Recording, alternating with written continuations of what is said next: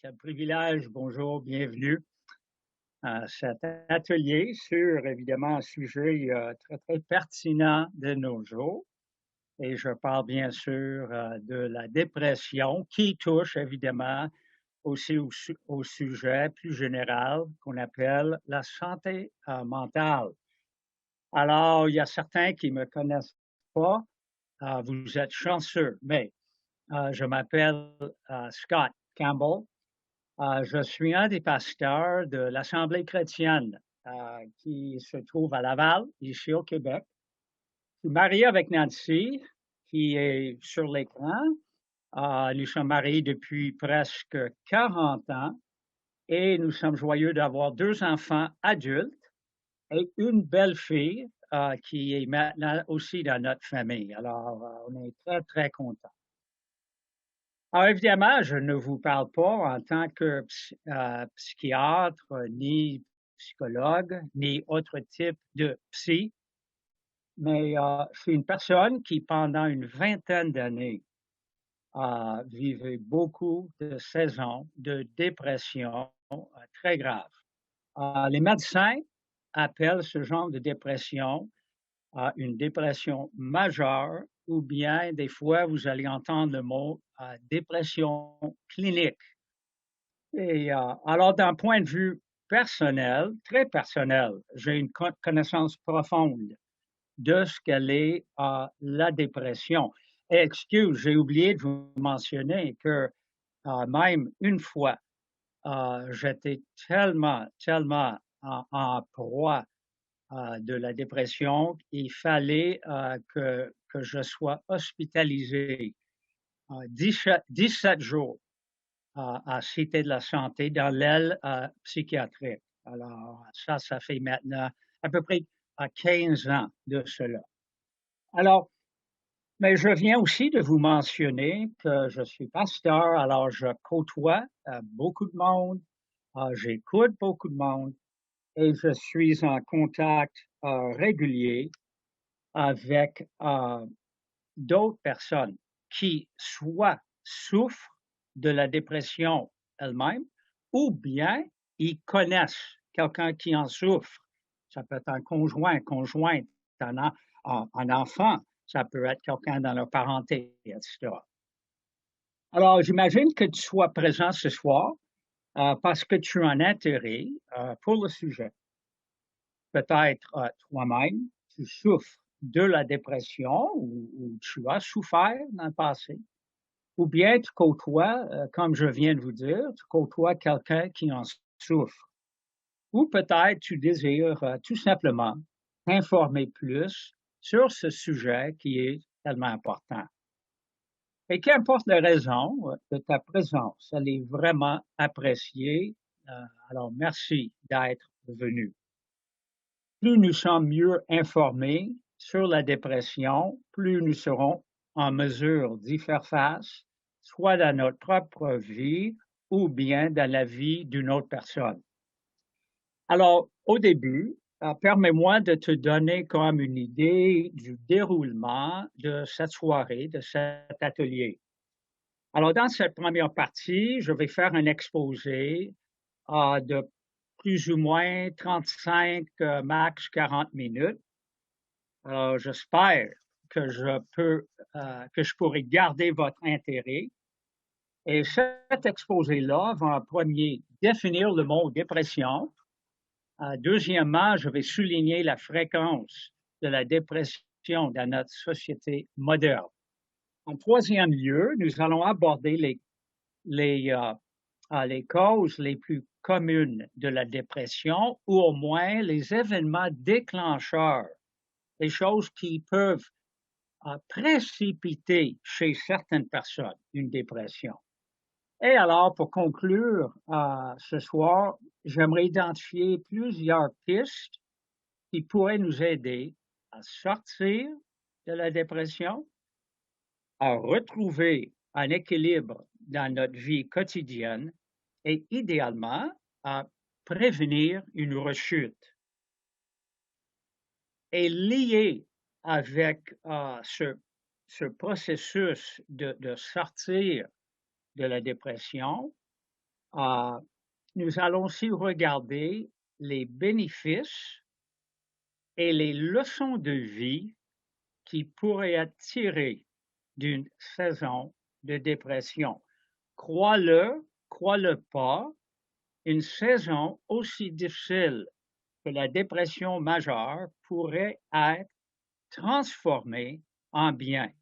Et je crois fermement à cela. C'est pas juste pour vous le dire, j'y crois et je l'ai vu dans ma vie et dans la vie d'autres.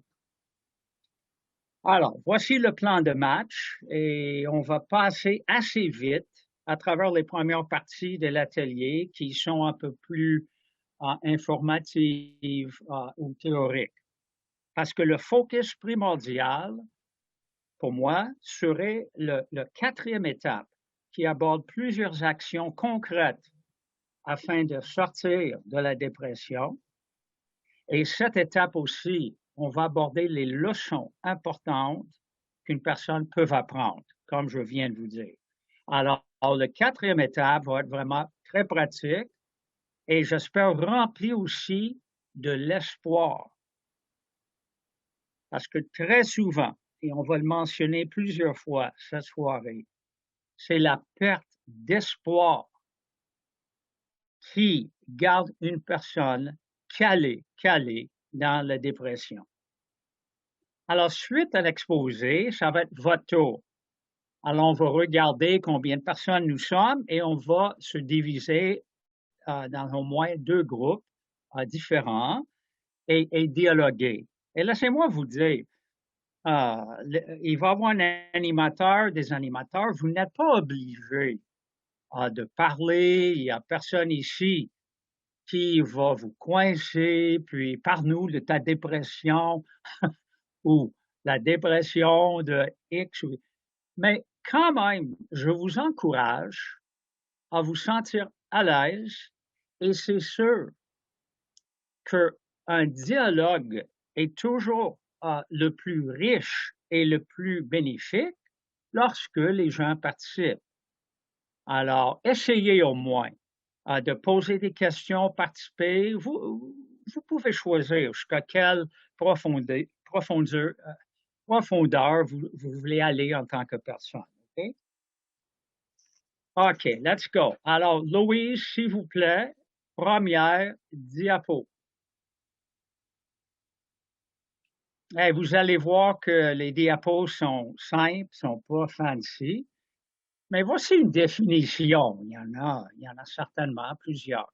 Mais la dépression majeure est un trouble mental courant qui touche à la volonté, aux pensées, aux émotions et au corps physique de la personne qui en souffre. La dépression majeure se distingue du simple découragement par le sérieux et la durée des symptômes. Et j'aimerais vraiment souligner ce point-là, que la dépression majeure est vraiment beaucoup plus profonde et la personne est plus bas, si je peux utiliser cette expression-là, que le simple découragement ou je suis un petit peu down cette semaine ou, voyez-vous, c'est vraiment, on parle des fois des mois où la personne est vraiment, vraiment déprimée. OK, next diapo, s'il vous plaît. Alors, parlons de ces symptômes-là qui sont tellement plus profonds que le simple découragement. Oui, c'est beau, Louis, c'est parfait. Ben, moi, j'en ai mis 7. Tu peux consulter des listes un petit peu, mais ça couvre pas mal ce qui se passe chez l'individu déprimé. On voit la tristesse. Les personnes y ont la larme ou les larmes faciles et pour rien. Et ils vivent un sentiment de vive souffrance. Vous remarquez une perte d'intérêt et de plaisir. Hein? C'est comme, ça me tente pas, j'en veux pas vraiment. Juste des fois sortir de son lit. Sentiment de culpabilité, de honte, de faible estime de soi. La personne qui vit dépression majeure et est envahie par la négativité, négativité face à elle-même, face à la vie, face à tout et, rien, et à rien aussi. Et sentiment, comme je dis, tellement négatif. Je suis tellement bon à rien. Je suis coupable. C'est ma faute. Donc, la honte, la personne ne veut pas voir personne. OK? 4. Souvent, très souvent, troubles du sommeil. Soit ils dorment bien trop ou pas assez. Troubles de l'appétit. Encore une fois, ils peuvent manger bien trop ou pas du tout. Je sais que quand moi, je suis déprimé, manger, là, pour moi, c'est une corvée de manger. Troubles de la vie sexuelle, si la personne vit en relation, euh, souvent, il y a des troubles, ils veulent rien savoir, ils veulent pas être touchés, ils veulent pas entrer en contact physique. Fatigue généralisée, mentale, émotive, physique. Et c'est là où on voit, plus on lit ces symptômes, vous voyez combien la dépression majeure affecte tout l'être, affecte corps, âme et esprit, affecte émotion, pensée, volonté. OK? 6. Manque de concentration. L'incapacité à bien réfléchir et à prendre des décisions.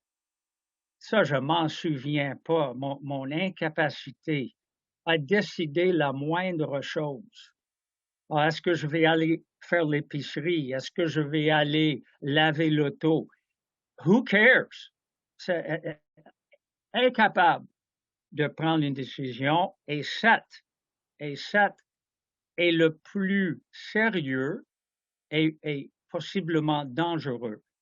Des pensées de désespoir, même pensées suicidaires. La perte d'espoir est la plus grave symptôme. Pourquoi? Quand l'être humain perd l'espoir, perd une vision positive de son avenir, avenir peut dire demain, semaine prochaine, le mois prochain ou dans 2 ans, mais quand il n'y a pas d'avenir, tout de suite, notre désir de vivre est saboté. Alors, je ne veux pas être mal compris en vous disant que lorsqu'une personne perd totalement l'espoir face à sa vie, ça devient une pensée logique, pas une bonne pensée, mais la suite, une pensée logique, je vais m'en finir avec la vie parce que je n'ai pas d'avenir. C'est heavy. Et je vous dis, j'étais vraiment rendu là, vraiment. OK. Alors, je pense. Anyway, laissez-moi juste vous dire, avant qu'on regarde cette prochaine diapo, que une des choses et une des raisons, excuse, que les gens perdent l'espoir, c'est que la dépression majeure peut durer des mois et des mois. Ça peut être même récurrente. Alors, tu penses, hop, je suis sorti, mais ça revient. Et c'est sûr que vous comprenez avec ces symptômes-là que la gestion de ta vie personnelle devient tellement problématique. Et je vous ai déjà dit que la dépression majeure peut vraiment et facilement des fois conduire au suicide. OK, Louise, fréquence, s'il te plaît. Alors, je suis allé chercher ce statistique il y a 2 jours, la première statistique. Depuis COVID, 32% des Québécois rapportent que leur santé mentale s'empire. Et 8%, ça c'est en dessus du 32, OK? 8% disent que leur santé mentale a vraiment empiré. Au Québec, d'une année à l'autre, une personne sur 5 va vivre un problème de santé mentale. Ça, c'est plus large. Alors, ça peut être des attaques d'anxiété. Alors, la dépression fait partie de la santé mentale, mais il y a attaques d'anxiété, il peut y avoir des phobies. OK? Tout cela, c'est globalement la santé mentale. Au Québec, environ 11% des hommes, 16% des femmes feront une dépression majeure au cours de leur vie. Et regarde bien cette prévision faite par l'Organisation mondiale de la santé. Ils ont fait cette prévision avant 2020. Et ils ont dit la dépression sera la deuxième cause de maladie et d'incapacité après les maladies cardiovasculaires. C'est une prédiction, c'est une prévision. Et ça, c'est avant que COVID a frappé le monde. Alors, c'est clair que leur prévision est devenue en 2020 réalité à cause aussi de la présence de COVID. Alors, ce qu'on voit de ces statistiques, alors on garde ça là juste pour l'instant, Louise, ces statistiques nous démontrent la fréquence de la maladie mentale et de la dépression majeure. Et jusqu'à un certain point, ces chiffres nous aident aussi à normaliser et même dédramatiser la réalité de la maladie mentale. Surtout dans le passé, les personnes qui souffraient de maladies mentales trop souvent ont été mises de côté, marginalisées. Il y avait beaucoup de honte liée à ce genre de maladie et les gens, malheureusement, souffraient en cachette, vraiment souffraient en cachette.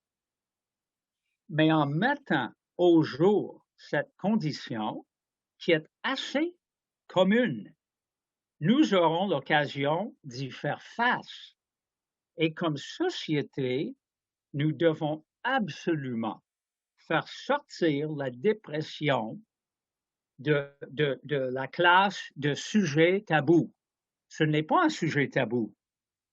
C'est un sujet réel qui mérite d'être regardé, qui mérite d'en parler, qui mérite d'être compris, comme évidemment d'autres défis dans notre monde. Et en tant que pasteur chrétien qui a souffert de dépression majeure, c'est très encourageant pour moi que la Bible ne cache pas du tout l'éventail de nos émotions humaines. Et je ne vous connais pas tous, mais laissez-moi vous dire, n'ayez pas peur du mot Bible ou je ne vais pas commencer un sermon, un message. Non. Mais regarde bien, dans l'Ancien Testament, il y a une section qui s'appelle les chants. Le mot biblique, c'est psaume, les psaumes. Et nous voyons combien les auteurs parlent ouvertement à Dieu de toute la gamme de leur vie émotive, OK? Ils chantent à Dieu leur joie, leur peine, leur espoir, leur désespoir, leur anxiété, leur tranquillité. Ils ne cachent pas ni à Dieu, ni à eux-mêmes, ni aux autres. Ce monde émotif et ce monde de leurs pensées. Alors, s'il te plaît, Louise, mets la diapo. J'aimerais juste vous citer un chant qui se trouve, et je peux vous dire que ce chant est un chant de déprime. OK? Il n'y a rien, d'encourageant là-dedans. Le chant est écrit par un homme appelé Eman et nous allons le lire. Il était tout à fait déprimé. Et cette tune doit être, et c'est Eman qui met ça à côté du titre, il dit, il faut que tu chantes mon chant avec tristesse. Alors, voilà, lisons. Moi, je vais vous épargner. Je ne vais pas essayer de chanter, OK?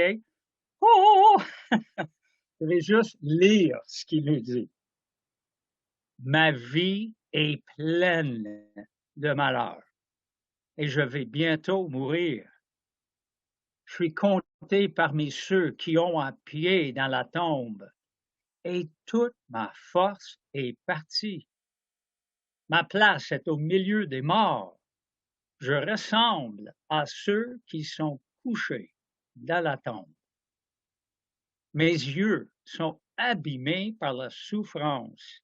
Seigneur, chaque jour je t'appelle, je lève les mains vers toi, mais la nuit seule est mon ami. Wow! C'est ce gars-là, il y a à peu près, comment on appelle ça? Strophes, il y a à peu près 18-19 lignes et chaque ligne est remplie de plaintes, de tristesse. Le gars est encore vivant, mais combien de fois il dit, c'est comme je suis mort, je suis tellement abattu. Et la personne qui vit la déprime majeure ressent des choses pareilles. Et laissez-moi vous dire une chose. C'est intéressant de voir que dans le Nouveau Testament, Jésus-Christ lui-même a vécu des émotions d'anxiété, de crainte, d'abandon. Et évidemment, les chrétiens, au moins, voient Jésus comme Dieu en chair et en os, mais Jésus était aussi pleinement humain et toutes les émotions que lui vit, encore une fois, ça normalise notre existence. En tant qu'être humain, il a vécu toute la gamme des émotions humaines. OK. Alors, Louise, s'il te plaît, prochaine diaporama. Les causes biologiques de la dépression majeure. Et les recherches les plus récentes parlent clairement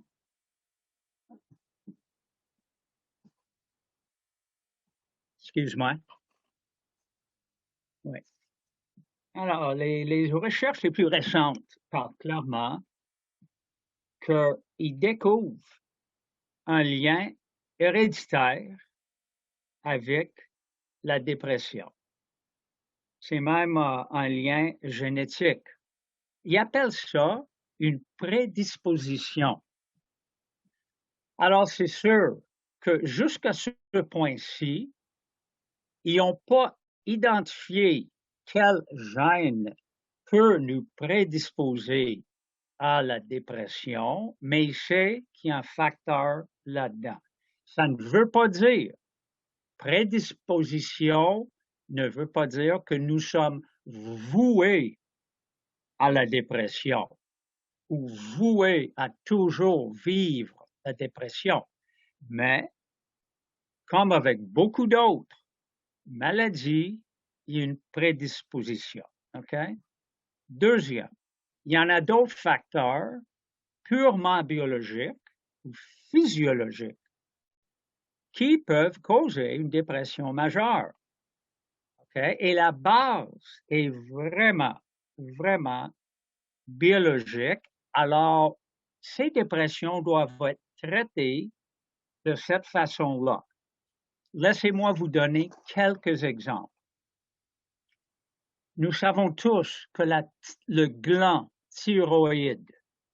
Quand ça ne marche pas, l'humeur de la personne est à la dérive.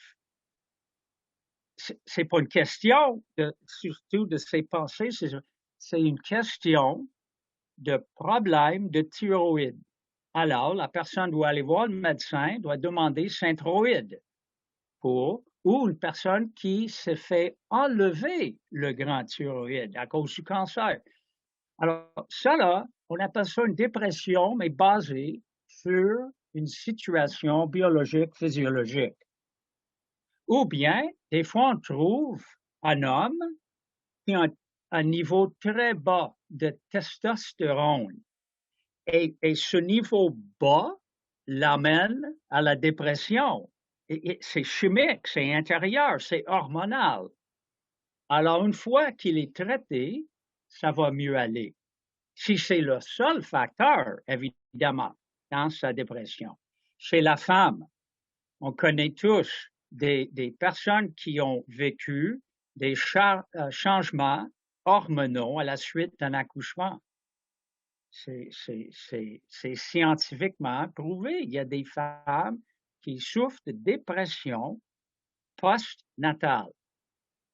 Alors, c'est pas autant sa faute ou c'est pas essayer de contrôler ses pensées. C'est surtout une question de tous les changements hormonaux qui se passent.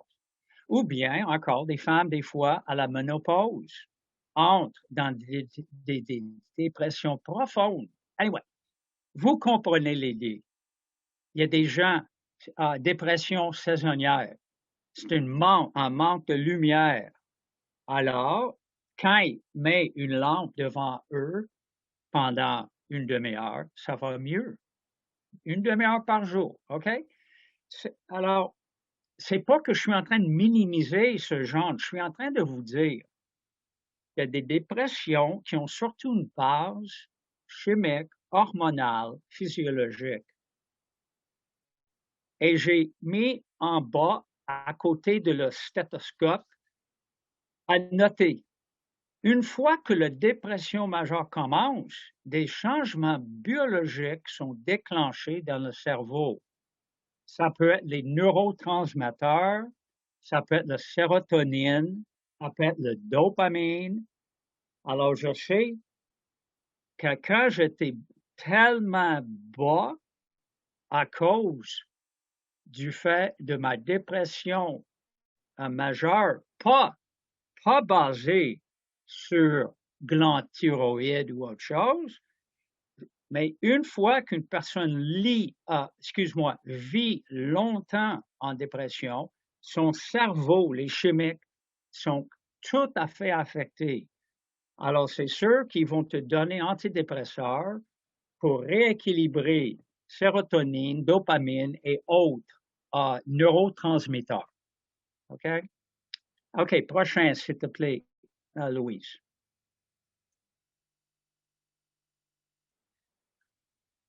Mais à part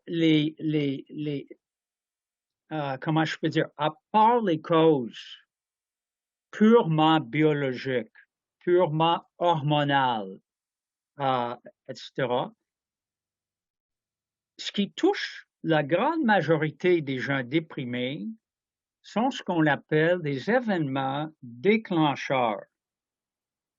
Et encore, ces événements-là ne causent pas nécessairement la dépression, mais ils mettent une influence, ils mettent une pression sur la personne. Et certaines personnes ne gèrent pas bien ces événements déclencheurs. OK? Alors, le fait que la personne réussit plus ou moins bien à gérer un événement ou plusieurs événements déclencheurs, ce qui arrive, cette personne commence à se faire des idées très négatives et progressivement, les idées négatives commencent à la dominer. OK? Alors, plus la tête d'une personne est remplie de peur, d'anxiété, de doute, culpabilité, honte, désespoir, évidemment, plus son état mental, émotif et physique commence à se détériorer. La personne commence à glisser vers le bas. Et plus la personne glisse, souvent, plus il glisse vite et loin. Et il arrive un peu comme au fond. Alors, quels sont ces événements déclencheurs qui, pour certaines personnes, vont un peu les pousser ou les influencer à aller vers cette dépression majeure? Et moi, j'ai remarqué le mot perte est un mot-clé. Perte d'un être cher. Ça peut être un décès ou bien même un enfant qui quitte la maison pour aller vivre dans son appartement. Ça peut être une perte, perte d'emploi. On sait tous combien l'emploi, on est défini par notre emploi. Souvent, beaucoup de notre identité est liée avec notre emploi. Emploi. Alors, si on perd l'emploi, c'est comme je perds moi-même. OK? Perte de stabilité financière, faillite. Ça peut pousser une personne vers une dépression. Perte de sécurité. Qu'est-ce que je veux dire? Je parle d'abus verbal, abus psychologique, abus physique ou sexuel. Ces choses-là sont vraiment, c'est comme un assaut, hein, une attaque sur notre être, sur notre sécurité. Et quand on perd notre sécurité, c'est très facile d'aller vers la dépression. Perte d'un équilibre intérieur. On arrive à la trentaine, on arrive à la quarantaine, on commence à se questionner notre valeur. Est-ce que je fais la bonne chose avec ma vie? Est-ce que suis-je sur le bon chemin pour moi? Quelle est mon identité dans le fond? Qui suis-je vraiment? Qu'est-ce que j'aime dans la vie? Est-ce que je suis doué pour vraiment faire quelque chose? Alors, toutes ces questions, et, excuse, mais c'est des questions fantastiques. Mais des fois, si on ne trouve pas de réponses, on se sent en chute libre vers la dépression. Perte de direction aussi, sur questionner sur sa raison d'être, se questionner sur la signification de sa vie, je viens de mentionner. Quand on est beaucoup plus vieux, 60, 70, qu'est-ce que j'ai fait avec ma vie? Qu'est-ce qui m'attend après la mort? Question très importante, valable.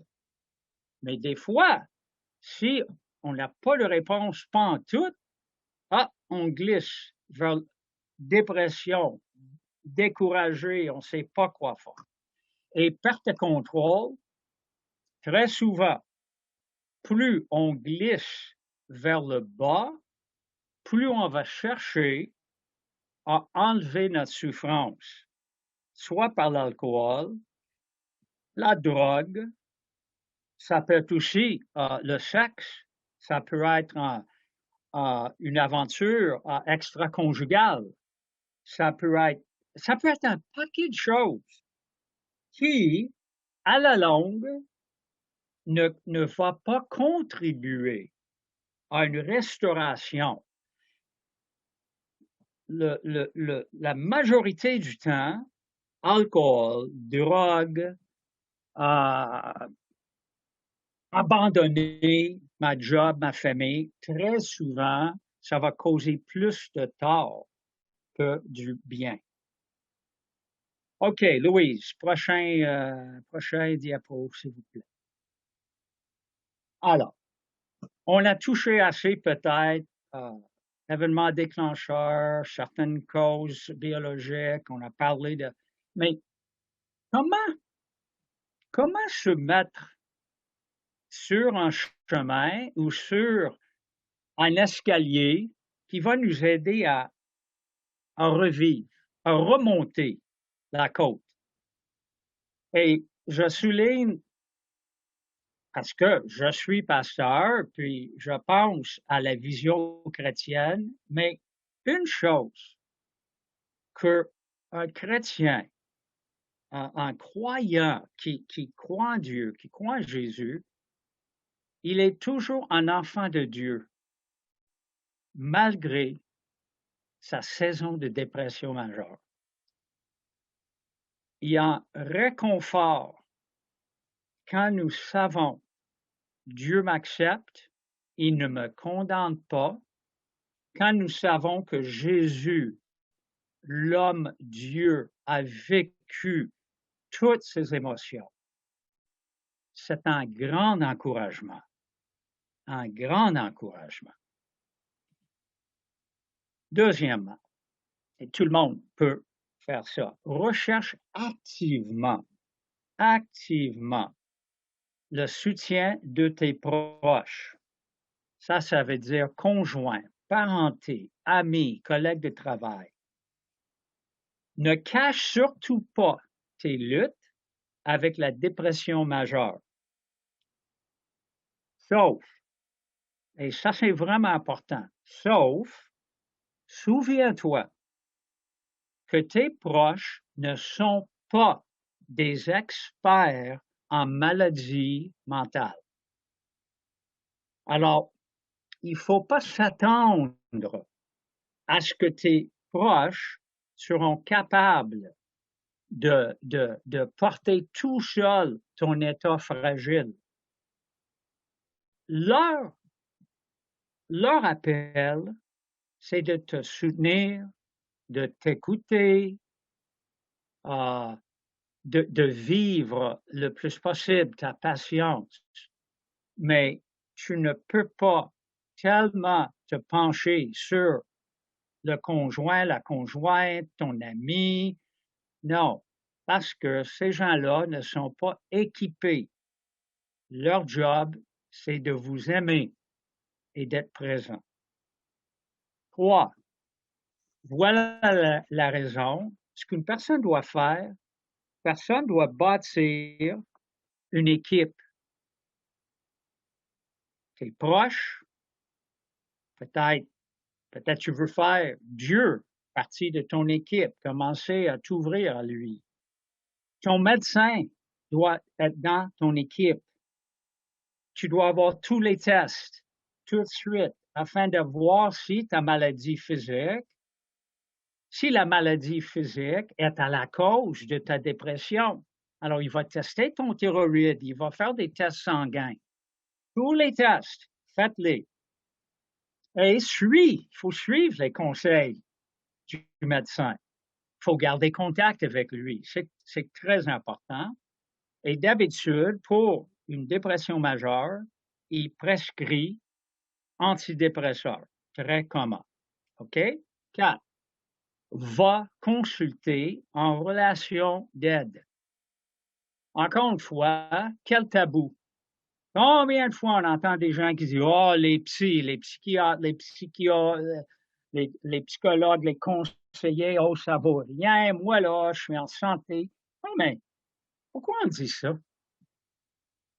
On cherche d'aide dans d'autres domaines de notre vie. Moi, je ne suis pas super mécanicien, alors j'amène mon auto au mécanicien.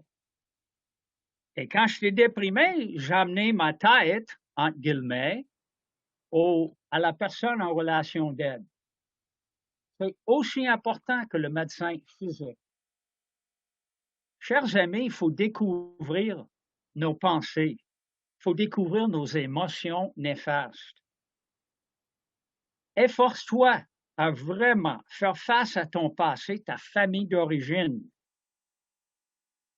On veut tellement là, tourner la page, mais laissez-moi vous dire, vous peut-être vous tournez la page, mais les émotions de ton enfance, de mon enfance, les abus, ça revient à la surface autrement et on n'est même pas au courant.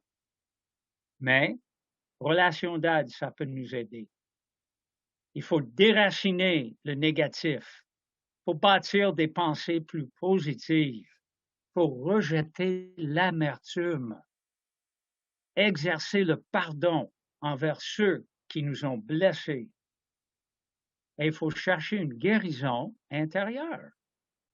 Si ton bras est cassé, tu vas au médecin physique, puis il met ça dans un plaque, puis ça se guérit.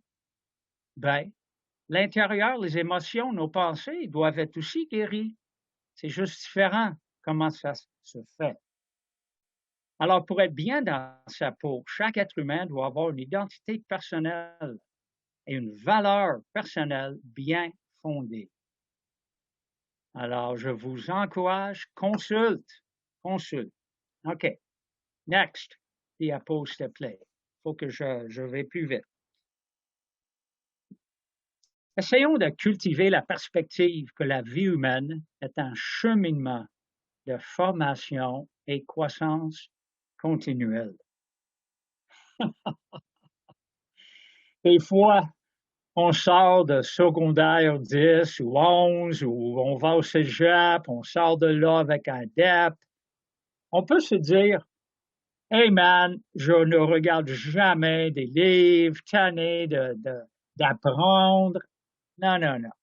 C'est pas ça la façon de vivre une vie. Nous sommes appelés à apprendre toute notre vie. Et surtout, quand nous entrons dans un état si critique que la dépression majeure, il y a certainement des choses à apprendre sur nous-mêmes et les autres. 6. Constate l'importance primordiale des relations humaines. C'est ça qui compte dans la vie. Jésus nous dit, aime Dieu en premier. Et aussi important, aime ton prochain comme tu aimes toi-même. Ça parle seulement de relations. Il n'y a rien de plus important que les relations. Et des fois, nous laissons des choses primer dans notre vie. L'ordi, le char, ma job, les sports. Et on oublie que les relations personnelles, c'est ça le fondement d'une vie en santé, une vie saine. Et numéro 7, apprendre à vivre une vie beaucoup plus saine et équilibrée. Et voici ce que je veux dire par une vie saine et équilibrée. Prochaine diapo, s'il te plaît. Nous sommes, chers amis, chacun de nous sommes corps, âme et esprit. Et moi, ce que j'ai vraiment appris à travers mes saisons de dépression, j'ai appris à bien nourrir et bien développer et bien prendre soin de chaque aspect de ma personne. Alors, mon corps, j'ai commencé à mieux manger, j'ai commencé à dormir plus, j'ai commencé un régime d'exercice. Il faut transpirer pour faire du bien au corps. Et quand on fait de l'exercice fort, ça crée des endorphins. C'est comme une sorte de... Ah, je cherche le mot là. C'est comme une drogue naturelle qui nous donne joie. Alors, exercice, mieux manger, dormir plus, tellement important. J'ai commencé à mieux développer et exercer mes pensées. C'est moi qui avais laissé les pensées négatives m'envahir. C'est moi qui commençais à porter attention ou à écouter trop à la négativité. Oh, il n'y a pas d'avenir. Oh, je suis tellement découragé. Oh, ma vie ne vaut rien. Non, je dois cultiver les les vraies paroles. Surtout, comme un chrétien, Dieu me dit, tu es créé à mon image, tu as des dons, tu as des capacités, tu as une intelligence. Grandis, pousse, va de l'avant. Et l'esprit aussi doit être cultivé. Moi, je connais des gens qui ne sont pas chrétiens, mais exemple, ils vont essayer de méditer, ils vont faire yoga, ils vont faire des choses. C'est sûr, en tant que chrétien, moi, je vais prier, je vais penser, je vais laisser la réalité de l'univers que Dieu a créé. Laisser ça me toucher et m'encourager. Alors, s'il y a une chose que vous tirez de votre déprime ou de votre vie en difficulté, commencez à nourrir et développer et maturer dans votre corps, âme et esprit. OK, Louise, merci. Dernier, puis on termine. Alors, dans mes dépressions, j'ai vu qu'il n'y avait pas de recette miraculeuse, il n'y avait pas de baguette magique. Ça prend du temps de sortir d'une dépression, mais le processus de réflexion et d'apprentissage et de transformation se déroule pas à pas. Et par ce processus, des changements profonds et durables vont se manifester dans ta vie. Alors, excuse-moi pour la photo de ce papillon, c'est un peu quétaine, mais on commence, hein? Cocon, après ça, chenille, après ça, tabarnouche, le papillon prend vol. Mais dans le fond, c'est pas quétaine. C'est comme ça que Dieu veut qu'on se développe dans la vie. Et nous pouvons sortir d'une dépression majeure plus fort, plus sage, plus mature, certainement plus compatissant d'autres personnes qui en souffrent et plus rempli d'espoir que jamais. Sérieux, pour moi, ça fait 16 ans maintenant que le déprime ne me touche plus et je vis pleinement et je vais de l'avant. Et une dernière diapo pour ceux qui aimeraient chercher, euh, vous pouvez juste faire Google, maladie mentale, gouvernement du Québec. Un très bon site fait par le gouvernement de Québec où tu peux mettre santé mentale, gouvernement de Québec. Et si jamais vous aimeriez voir un documentaire, c'est en anglais, un documentaire que mon meilleur ami a fait. Il est un pro, un cinéaste expert, professionnel, et il a fait un documentaire de ma famille et aussi de notre Église.